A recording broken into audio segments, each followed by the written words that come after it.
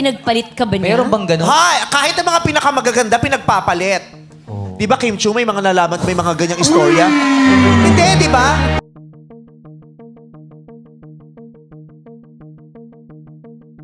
Usap-usapan ngayon ng naging hirit ni Uncoverable star Vice Ganda kay Kim Chiu ngayong araw sa It's Showtime April 30, 2024.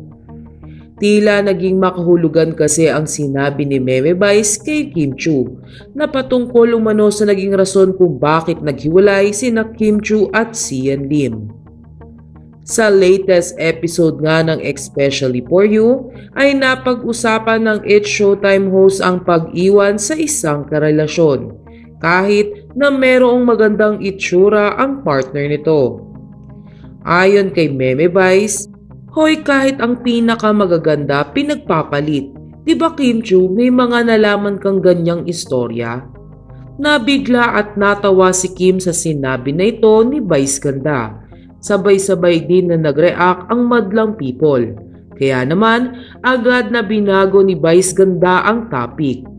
Ayon pa kay Vice Ganda, hindi diba may kilala tayong mga ganyan. Si Ann Curtis nga naranasan yan eh. Si Ann na yun ha. Mabilis naman na napansin ng madlang people ang paglihis na ito ni Vice Ganda sa kanyang mga sinabi. Anila ay mukhang nadulas na naman si Meme Vice sa totoong nangyari kung bakit naghiwalay sina Kim Chiu at Sian Lim.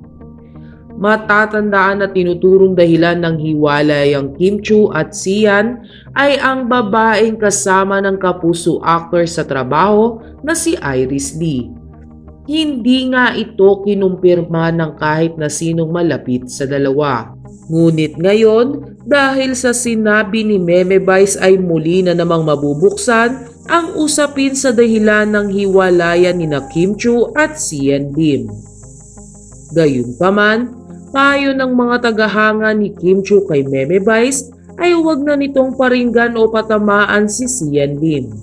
Anila ay mabuting huwag na lamang banggitin ito dahil naaalala lang umano ng kanilang idolo ang sakit na pinagdaanan niya sa kapuso actor.